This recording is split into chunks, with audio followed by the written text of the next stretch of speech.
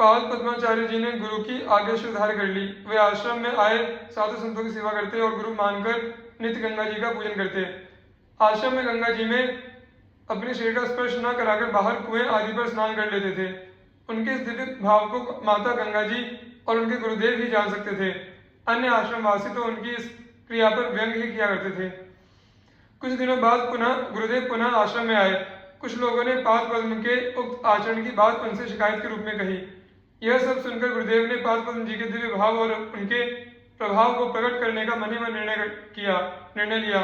एक दिन वे पद्म जी को लेकर गंगा स्नान करने गए और तट पर अंगोछा रखकर स्वयं गंगा जी में प्रवेश कर गए। डुबकी लगाने के बाद उन्होंने वहीं खड़े खड़े पाद पद्म जी से अंगोछा मांगा। अब पाद पद्म जी के लिए बड़ी विषम स्थिति हो गई। यदि अंगोछा लेकर जाते हैं तो गंगा जी में उनका पैर पड़ेगा और यदि नहीं जाते तो गुरु आज्ञा की अवहेलना होगी। उनके मन में इस ऊहापोह और अपने प्रति दिव्य भाव जानकर गंगा जी स्वयं प्रकट हो गई और उन्हें एक पद्म पत्र दिखाते हुए कहा कि इस पर पैर रखकर चले जाओ। श्री पाद पद्म जी ने जैसे उस पद्म पत्र पर पैर रखा, उनके सामने एक दूसरा पद्म पत्र प्रकट हो गया। इस प्रकार वे पद्म पत्रों पर पैर रखते हुए गुरुदेव तक पहुंच गए और उनका यह नाम पड़ा। श्री पद्म पादाचार्य नाम के एक अन्य प्रसिद्ध संत श्रीमद आदि शंकराचार्य जी के 4 प्रधान शिष्य में भी हुए हैं, जिनके जीवन में भी ऐसी घटना घटी थी। भक्तों के जीवन में कभी कभी समान घटनाएं भी घटती हैं, अतः भ्रमित नहीं होना चाहिए। श्री रामानुज सिद्धांत के मतावलंबी अन्य आचार्यगण। देवाचार्य द्वितीय महामहिमा हरियानंद तस्य राघवानंद भय भक्तन को मानद पृथ्वी पत्रावलंब करी काशी अस्थाई चारि वर्ण आश्रम सब ही को भक्ति दृढ़ाई तिनके रामानंद प्रकट विश्व मंगल जिन बपु धर्यो श्री रामानुज पद्धति प्रताप अवनि अमृत व अनुसर्यो। श्री देवाचार्य जी द्वारा श्री रामानुजाचार्य जी की पद्धति अर्थात विशिष्टाद्वैत सम्मत श्री संप्रदाय का प्रताप संसारी जीवों को भक्ति रूप जीवन देने के लिए अमृत के समान कल्याणकारी होकर पृथ्वी पर फैला। देवगुरु बृहस्पति के समान महामहिमा वाले दूसरे आचार्य श्री हरियानंद जी हुए। उनके शिष्य श्री राघवानंद जी हुए, जो भक्तों को आदर देने वाले थे, जिन्होंने भारत भूमि को अपने विजय पत्र के आश्रित कर लिया था। ये काशी में स्थायी रूप से निवास करते थे। इन्होंने चारों वर्णों और चारों आश्रमों के लोगों में भगवान की भक्ति को सुदृढ़ रूप से स्थापित किया। उनके शिष्य रूप में भगवान श्री रामानंदाचार्य जी प्रकट हुए, जिन्होंने संसार का कल्याण करने के लिए ही शरीर धारण किया था। श्री संप्रदाय के इन संतों का पावन चरित्र संक्षेप में इस प्रकार है। श्री देवाचार्य जी महाराज भगवत प्राप्त परम वैष्णव संत थे। श्रीमद् भागवत ग्रंथ पर आपकी अगाध श्रद्धा थी। आपके कथा वाचन के समय जड़ चेतन सभी मंत्रमुग्ध हो जाते थे। वैष्णव धर्म का प्रचार करना आपका जीवन लक्ष्य था और इसकी संपूर्ति के लिए आप सदैव विचरण किया करते थे। एक बार की बात है, आप काशीपुरी की यात्रा पर थे। मार्ग में आपने गांव में विश्राम किया। गांव वाले बड़े श्रद्धालु थे। उन्होंने अपने बीच वैष्णव संत को देखा तो उनसे सत्संग कथा प्रवचन करने का अनुरोध किया। फिर क्या था, संत श्री देवाचार्य जी महाराज तो यही चाहते ही थे कि कथा प्रवचन के माध्यम से भगवत भक्ति का प्रचार हो। उन्होंने मन ही मन यमलार्जुन उद्धार की कथा सुनाने का निश्चय किया।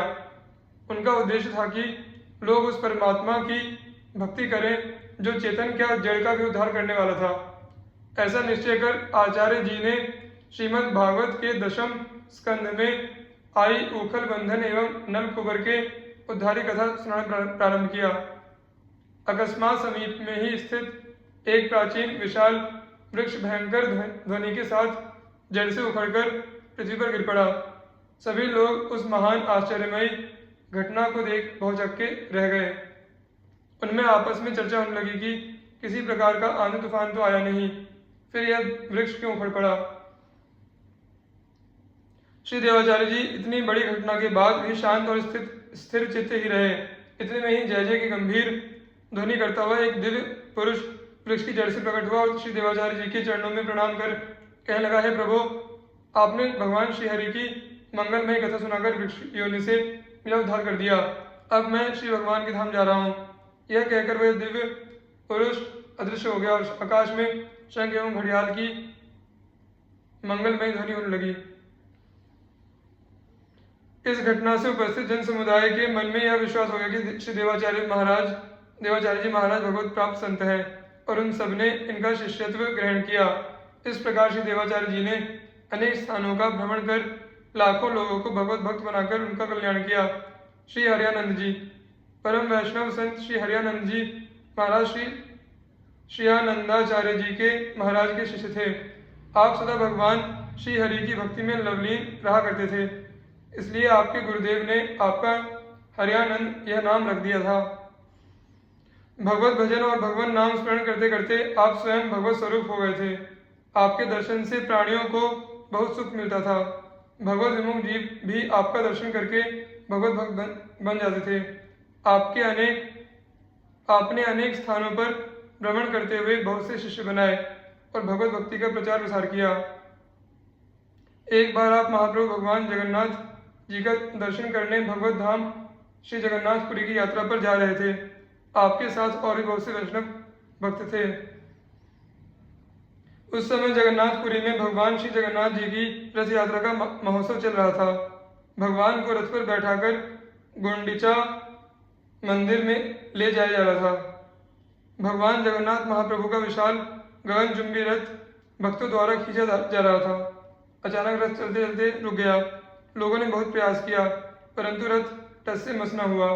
संभवतः भगवान को अपने भक्त की प्रतीक्षा थी या उसकी महिमा का ख्यापन करना था।